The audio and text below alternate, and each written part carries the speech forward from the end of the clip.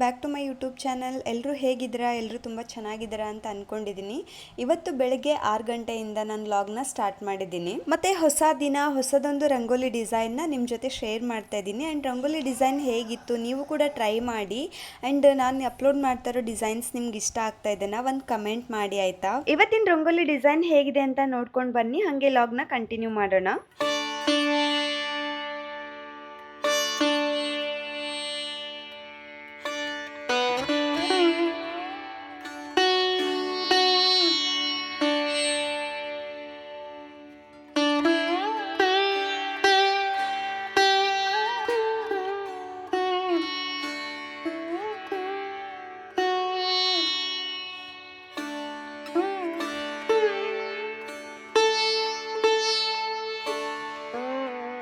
ನನ್ನ daily habit ಏನಂದರೆ ಬೆಳಗ್ಗೆ ಹೊರಗಡೆ ಕಸ ತೆಗಿಯೋದು, ನೀರು ಹಾಕೋದು ಆ್ಯಂಡ್ ಏನೇ ಮಿಸ್ ಮಾಡಿದರೂ ಬಾಗಿಲು ಮುಂದೆ ರಂಗೋಲಿ ಹಾಕೋದು ಮಾತ್ರ ಮಿಸ್ ಮಾಡಲ್ಲ. 2 ಕಡೆ ರಂಗೋಲಿ ಹಾಕ್ತೀನಿ, ಒಂದು ತುಳಸಿ ಕಟ್ಟೆ ಹತ್ರ ಮತ್ತು ಇನ್ನೊಂದು ಗೇಟ್ ಮುಂದ್ಗಡೆ. ನಾನು ತುಳಸಿ ಕಟ್ಟೆ ಮುಂದೆ ಏನು ರಂಗೋಲಿ ಹಾಕ್ತೀನಲ್ವ ಆ ಡಿಸೈನ್ ಮಾತ್ರ ಶೂಟ್ ಮಾಡ್ಕೊಂಡಿರ್ತೀನಿ.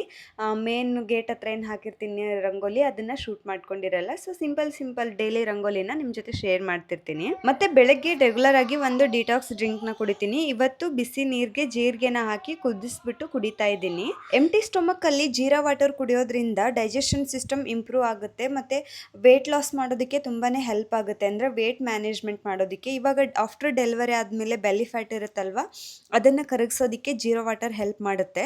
ಹಾಗೆ ಇನ್ನೊಂದಷ್ಟು ಡ್ರಿಂಕ್ಸ್ ಕೂಡ ಇದೆ, ಅದೆಲ್ಲ ರೆಗ್ಯುಲರ್ ಆಗಿ ಎಂಟಿ ಸ್ಟೊಮಕ್ ಕುಡಿತಾ ಹೋದರೆ ಡೆಫಿನೆಟ್ಲಿ ಬೆಲ್ಲಿ ಫ್ಯಾಟ್ನ ರೆಡ್ಯೂಸ್ ಮಾಡ್ಬೋದು.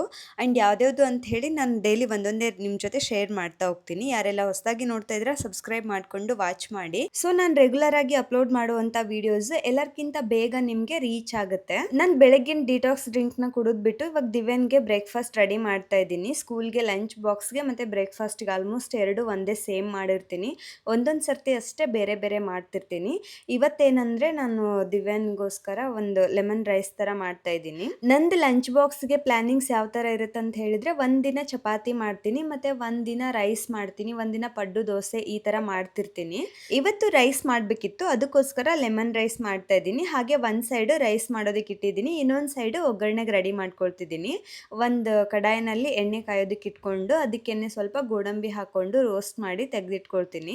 ಆಮೇಲೆ ಸೇಮ್ ಅದೇ ಕಡಾಯಿಗೆನೆ ಅದೇ ಆಯಿಲಲ್ಲಿ ಮತ್ತೆ ಒಂದು ಸ್ವಲ್ಪ ಶೇಂಗಾ ಬೀಜ ಹಾಕೊಂಡು ಚೆನ್ನಾಗಿ ಕೆಂಪಗಾಗೋ ಥರ ರೋಸ್ಟ್ ಮಾಡಿಬಿಟ್ಟು ಅದನ್ನು ಸಪ್ರೇಟ್ ಆಗಿ ಒಂದು ಪ್ಲೇಟಲ್ಲಿ ತೆಗೆದಿಟ್ಕೊಳ್ತೀನಿ. ಇದನ್ನ ಹಂಗೆ ಆಯಿಲಲ್ಲಿ ಹಾಕ್ಬಿಟ್ಟು ಇದ್ರ ಜೊತೆಗೇನೆ ಜೀರಿಗೆ ಸಾಸಿವೆ ಎಲ್ಲ ಹಾಕ್ಬಿಟ್ಟು ಮಾಡ್ಬೋದು, ಬಟ್ ಅದು ಸ್ವಲ್ಪ ಮೆತ್ತಗಾಗ್ಬಿಡುತ್ತೆ. ಅದಕ್ಕೆ ರೋಸ್ಟ್ ಥರ ಇರಲ್ಲ, ಕ್ರಿಸ್ಪಿ ಅದಕ್ಕೆ ಸಪ್ರೇಟ್ ತೆಗೆದಿಟ್ಕೊಂಡಿದ್ದೆ. ಮತ್ತು ಇನ್ನೊಂದು ಸೈಡು ರೈಸ್ ಕೂಡ ರೆಡಿ ಆಗಿತ್ತು, ಅದನ್ನು ಬಸಿಯೋ ಥರ ಮಾಡಿದ್ದೆ. ಅಂದರೆ ಜಾಸ್ತಿ ನೀರಿಟ್ಟು ಬಸ್ದುಬಿಟ್ಟು ಮಾಡಿದ್ರೆ ಚೆನ್ನಾಗಿ ಉದ್ರುದ್ರಾಗುತ್ತೆ ಅಂತೇಳಿ ಆ ಥರ ಮಾಡಿದ್ದೆ. ರೈಸ್ ಐಟಮ್ ಮಾಡಿದಾಗ ಚೆನ್ನಾಗಿರುತ್ತೆ ಈ ಥರ. ಮತ್ತು ನೆಕ್ಸ್ಟ್ ಅದೇ ಕಡಾಯಿನಲ್ಲಿ ಆಯಿಲ್ ಇತ್ತು, ಅದಕ್ಕೇನೆ ಸ್ವಲ್ಪ ಉದ್ದಿನಬೇಳೆ, ಕಡಲೆಬೇಳೆ, ಜೀರಿಗೆ, ಸಾಸಿವೆ, ಆಮೇಲೆ ಚಿಕ್ಕದಾಗಿ ಕಟ್ ಮಾಡ್ಕೊಂಡಿರೋ ಹಸಿರು ಮೆಣಸಿಕಾಯಿನ ಹಾಕಿ ಸ್ವಲ್ಪ ಹೊತ್ತು ರೋಸ್ಟ್ ಮಾಡ್ಕೊಳ್ತಾ ಇದ್ದೀನಿ. ಚಿಲ್ಲಿನ ನಾನು ಸ್ವಲ್ಪ ಉದ್ದುದ್ಗೆನೆ ಕಟ್ ಮಾಡಿ ಇಟ್ಕೊಂಡಿದ್ದೀನಿ, ಯಾಕಂದರೆ ದಿವ್ಯ ತಿನ್ನೋದಿಲ್ಲ ಅಲ್ವಾ, ಅವಳು ಬೇಡ ಅಂತಿದ್ರೆ ತೆಗೆದಿಟ್ಟು ತಿನ್ಬೋದು ಅಂತ ಹೇಳಿ. ಹಾಗೆ ಈರುಳ್ಳಿ ಕೂಡ ಸ್ಲೈಸಸ್ ಆಗಿ ಕಟ್ ಮಾಡಿ ಹಾಕೊಂಡೆ. ಮತ್ತೆ ಒಂದು ಸ್ವಲ್ಪ ಅರಿಶಿನ ಪುಡಿನ ಹಾಕೊಂಡು ಚೆನ್ನಾಗಿ ಮಿಕ್ಸ್ ಮಾಡ್ಕೊಳ್ತೀನಿ. ಆಮೇಲೆ ಸ್ವಲ್ಪ ಸಾಲ್ಟ್ನ ಹಾಕೊಂಡು ಅದನ್ನ ಚೆನ್ನಾಗಿ ಮಿಕ್ಸ್ ಮಾಡ್ಕೊಂಡು ಇವಾಗ ರೋಸ್ಟ್ ಮಾಡಿ ಎತ್ತಿಟ್ಕೊಂಡಿದ್ವಲ್ವ ಗೋಡಂಬಿ ಮತ್ತು ಶೇಂಗಾ, ಅದನ್ನು ಇದಕ್ಕೆ ಹಾಕೊಳ್ತಾ ಇದ್ದೀನಿ. ಇದನ್ನು ಸ್ವಲ್ಪ ಹೊತ್ತು ಚೆನ್ನಾಗಿ ಮಿಕ್ಸ್ ಮಾಡ್ಕೊಂಡಿದ್ದಾದ್ಮೇಲೆ ಚಿಕ್ಕದಾಗಿ ಕಟ್ ಮಾಡಿ ಇಟ್ಕೊಂಡಿರೋ ಕೊತ್ತಂಬರಿ ಸೊಪ್ಪನ್ನ ಇದಕ್ಕೆ ಮಿಕ್ಸ್ ಮಾಡ್ಕೊಂಡ್ಬಿಟ್ಟು ಒಂದು ಸ್ವಲ್ಪ ಹೊತ್ತು 2 ನಿಮಿಷ ಹಿಂಗೆ ಒಲೆ ಮೇಲೆ ಕೈ ಆಡಿಸ್ಕೊಂಡ್ಬಿಟ್ರೆ ರೈಸಿಗೆ ರೆಡಿ ಮಾಡೋದಕ್ಕೆ ಹುಳಿ ರೆಡಿ ಆಗುತ್ತೆ. ಒಗ್ಗರಣೆ ರೆಡಿ ಆಗೋ ಅಷ್ಟರಲ್ಲಿ ಆಲ್ರೆಡಿ ರೈಸ್ ಕೂಡ ಆಗಿತ್ತು, ಎಲ್ಲಾನು ಮಿಕ್ಸ್ ಮಾಡಿದೆ. ಒಗ್ಗರಣೆ ಜೊತೆಗೆ ರೈಸ್ ಎಲ್ಲ ಚೆನ್ನಾಗಿ ಮಿಕ್ಸ್ ಆಗಿದ್ದಾದ್ಮೇಲೆ ನಾನು ಇದಕ್ಕೆ ಲೆಮನ್ ರಸನ ಸೇರಿಸ್ಕೊಳ್ತಿರ್ತೀನಿ. ಒಬ್ಬೊಬ್ರು ಒಗ್ಗರಣೆಗೆನೆ ಹಾಕೊಂಡ್ಬಿಡ್ತಾರೆ, ಹಂಗೆ ಹಾಕಿದ್ರೆ ಇನ್ನೂ ಸರಿ ಅನ್ಸಲ್ಲ, ಸ್ವಲ್ಪ ಕಹಿ ಅನ್ನಿಸ್ತಿರುತ್ತೆ. ಅದಕ್ಕೋಸ್ಕರ ರೈಸ್ಗೆನೆ ನಾನು ಇದು ಲೆಮನ್ ರಸನ ಹಾಕೊಂಡು ಈ ರೀತಿ ಲೆಮನ್ ರೈಸ್ನ ರೆಡಿ ಮಾಡಿದೆ. ಇದು ಬೆಳಗ್ಗೆ ಮತ್ತೆ ಮಧ್ಯಾಹ್ನಕ್ಕೆ ಬ್ರೇಕ್ಫಾಸ್ಟ್ ಆ್ಯಂಡ್ ಲಂಚ್ಗೆ ಲೆಮನ್ ರೈಸ್ನ ಮಾಡಿದೆ. ಹಂಗೆ ಸ್ನ್ಯಾಕ್ಸ್ ಕೂಡ ಇರುತ್ತೆ ಅವ್ರ ಸ್ಕೂಲಲ್ಲಿ, ಅದಕ್ಕೆ ಸ್ನ್ಯಾಕ್ಸ್ ಟೈಮಲ್ಲಿ ಏನಾದರೂ ಫ್ರೂಟ್ಸ್ ಥರ ಕೊಡೋಣ ಅಂತ ಹೇಳಿ ಮನೇಲಿ ಫ್ರೂಟ್ಸ್ ಜಾಸ್ತಿ ಇತ್ತು, ಅದಕ್ಕೆ ಆ್ಯಪಲ್ ಮತ್ತು ಪೊಮೊಗ್ರಾನೆಟ್ನ ಬಿಡಿಸ್ಬಿಟ್ಟು ಸ್ನ್ಯಾಕ್ಸ್ಗೆ ಹಾಕೋಣ ಅಂತೇಳಿ ಆ್ಯಪಲ್ ಮತ್ತು ಪೊಮೊಗ್ರಾನೆಟ್ 2 ಕಟ್ ಮಾಡ್ತಾ ಇದ್ದೀನಿ. ನನಗೆ ತುಂಬ ಹೇಟೆಡ್ ಕೆಲಸ ಅಂದರೆ ದಾಳಿಂಬೆ ಬಿಡಿಸೋದು. ಸ್ವಲ್ಪ ಟೈಮ್ ಹಿಡಿಯುತ್ತೆ ಅಲ್ವಾ, ಅದಕ್ಕೆ ನನಗೆ ಇಷ್ಟನೇ ಆಗಲ್ಲ. ಯಾರಾದರೂ ಈ ದಾಳಿಂಬೆ ಬಿಡಿಸ್ಕೊಟ್ಬಿಟ್ರೆ ಚೆನ್ನಾಗಿರುತ್ತಪ್ಪ ಅಂತ ಅನ್ನಿಸ್ತಿರುತ್ತೆ.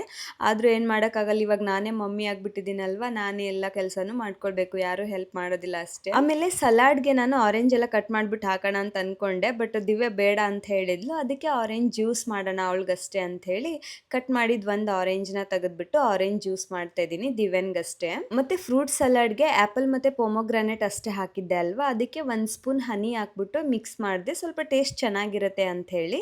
ಆಮೇಲೆ ಇನ್ನೊಂದು ಕಡೆ ಆರೆಂಜ್ ಜ್ಯೂಸ್ ಮಾಡೋದಕ್ಕೆ ಅದಕ್ಕೂ ಕೂಡ 1 ಸ್ಪೂನ್ ಹನಿ ಮಿಕ್ಸ್ ಮಾಡಿ ಒಂದು ಏಲಕ್ಕಿ ಕಟ್ ಮಾಡಿ ಹಾಕಿದ್ದೆ. ಇದು ಸ್ವಲ್ಪ ಟೇಸ್ಟ್ ಚೆನ್ನಾಗಿತ್ತು, ಆರೆಂಜ್ ಜ್ಯೂಸ್ ಅವಳಿಗೆ ಇಷ್ಟ ಆಯಿತು. ಎಲ್ಲ ರೆಡಿ ಮಾಡೋ ಅಷ್ಟರಲ್ಲಿ ಆಲ್ರೆಡಿ 7 o'clock ಆಗಿತ್ತು. ಆಮೇಲೆ ಇವತ್ತು ಲೇಟ್ ಆಗಿದ್ದು ಎದ್ದಿದ್ದೆ, ಅದಕ್ಕೋಸ್ಕರನೇ ರೈಸ್ ಐಟಮ್ನ ಮಾಡಿದೆ. ಆಮೇಲೆ ಬಾಕ್ಸ್ಗೆ ಕೂಡ ಅವಳಿಗೆ ಪ್ಯಾಕ್ ಮಾಡಿದೆ. ಮತ್ತು ಸಮ್ಟೈಮ್ಸ್ ಫ್ರೂಟ್ಸ್ ಎಲ್ಲ ತನ್ನ ಫ್ರೆಂಡ್ಸ್ ಜೊತೆ ಶೇರ್ ಮಾಡ್ತಿರ್ತಾಳೆ, ಅದಕ್ಕೋಸ್ಕರ 1-2 ಟೂತ್ ಪಿಕ್ ಕೂಡ ಇಟ್ಟು ಕಳಿಸ್ತಾ ಇದ್ದೀನಿ, ಅಂದರೆ ಶೇರ್ ಮಾಡೋದಕ್ಕೆ ಈಸಿ ಆಗಲಿ ಅಂತ ಹೇಳಿ, ತಿನ್ನೋದಕ್ಕೆ ಈಸಿ ಆಗಲಿ ಅಂತ.